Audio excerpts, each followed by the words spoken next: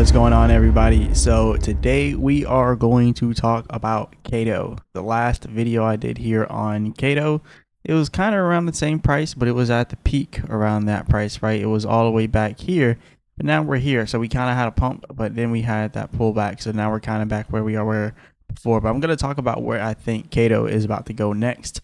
Anyways, remember, I'm not a financial advisor. None of this is financial advice, but let's get straight into it. So as you can see, this project is up 14.7% in the last 24 hours. And also, somebody let me know in the comments if this project is connected or tied to Trump. Somebody in the comments of the last video said it was, but I don't see how. But anyways, we're also up 40.5% in the last 7 days, 33.6% in the last 14 days. And then you can see over here, it's also up 36.8% inside of the last 30 days. So this thing is doing some pretty good numbers, so shout out to them.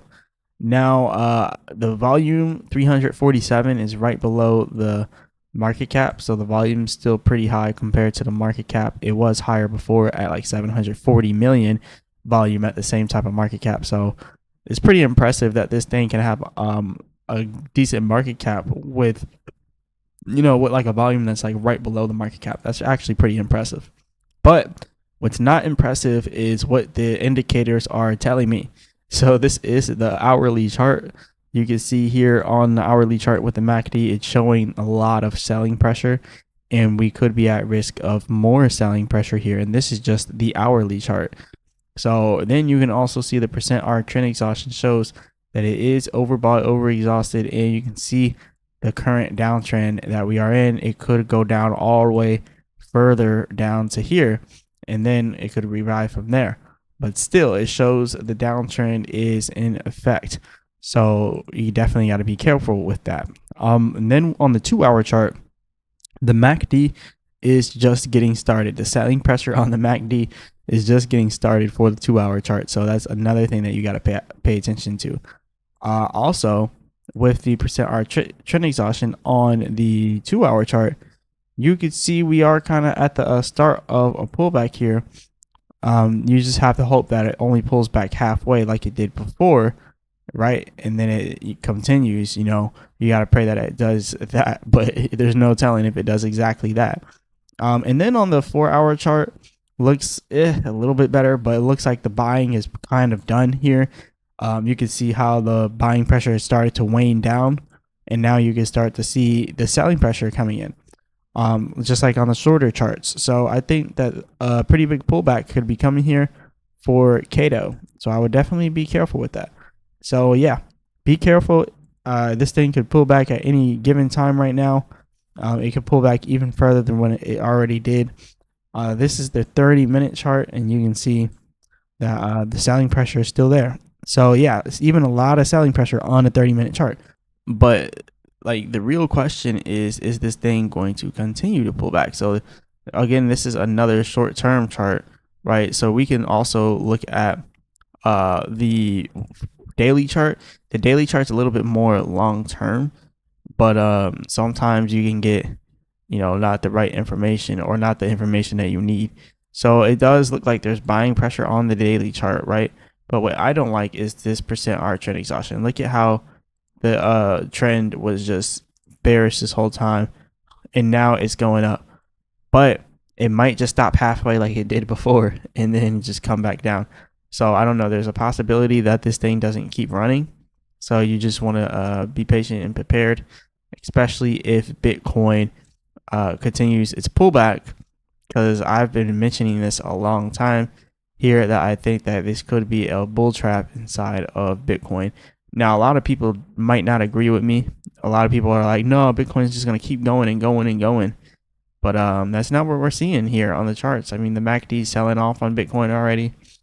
And this is just a 4-hour chart. But, I also am looking at the weekly chart on Bitcoin. This is something I've been talking about a lot lately. Like, for one, the MACD on the weekly chart is just speeding up the selling, right? And then we have this channel that we're in that we're probably going to end up coming towards the bottom side of this channel right here. So we might come down a little bit lower to like 104K inside of Bitcoin. And then also on the weekly chart, you can see that the percent R trend exhaustion is religiously following a channel. So if it keeps doing this, then you can end up seeing the short term trend coming all the way down here sometime inside of October. And then you can see like the push happening again, like the push happening back upwards. And then you can also see the long-term trend here coming and meeting this right here, and then getting topped up there. So there's a huge possibility that this thing does this, because we can already see we've done it multiple times inside the past here.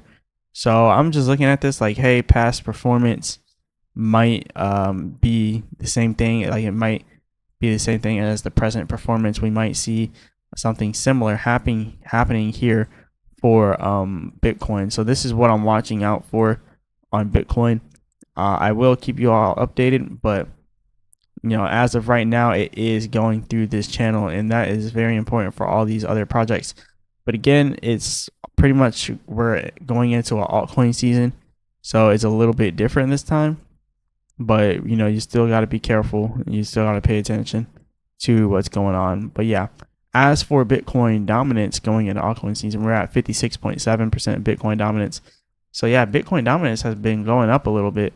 It was at 54% when everything was up, right? But now we're starting to see that Bitcoin is literally dragging everything down with it, and it's still dominant. Like Bitcoin is still dominant. It's still a dominant force in the market, and it has all this power to drag everything else down with it.